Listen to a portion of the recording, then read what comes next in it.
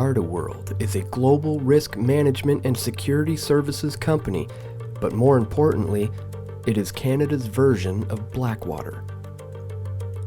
Garda operates in Iraq, Afghanistan, Colombia, Pakistan, Algeria, Yemen, Somalia, Libya, and elsewhere.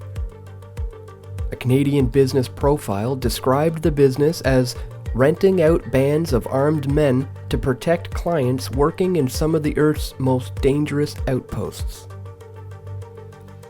Established in 1995, the invasion of Iraq and Afghanistan in the early 2000s launched the young company into unprecedented growth, where just like its US counterparts, the war in the Middle East means growing profits. And because Garda is Canadian-based, many of its mercenaries are perceived differently despite their senseless killings of Iraqis. But the maple leaf does not protect Garda's squeaky clean image.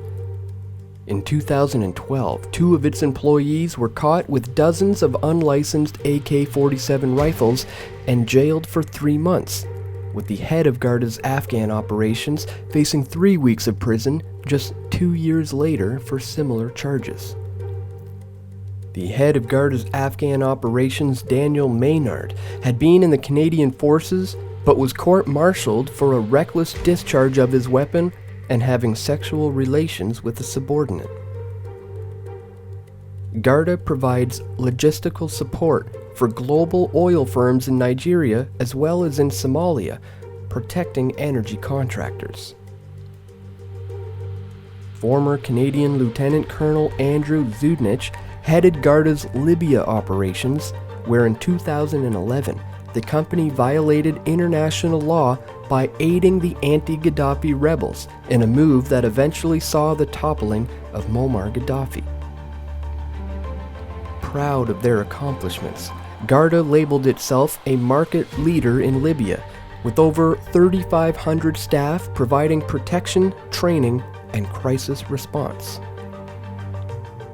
Garda's presence in Libya was strengthened by being the first private military company to provide a training program for NATO soldiers, as well as providing security to a number of global oil companies.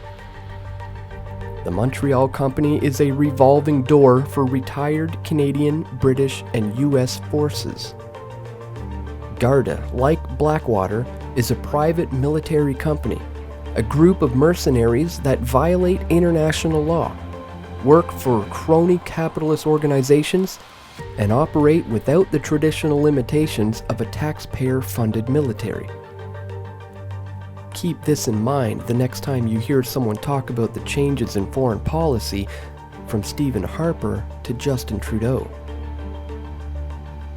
There has not been one single change, other than the rebranding of responsible conviction, whatever that means. These private mercenary groups have more power and influence than whatever public policy the Liberal government is propagating. At the end of the day, it's all about wealth, resources, and power. The fact that the American government is just, the military's purchased, I believe it's 1.7 billion hollow point rounds. Does that tie into this? Absolutely. Well, that shouldn't shock anyone. That 1.7 billion rounds is merely to keep up with the population that have purchased the same number.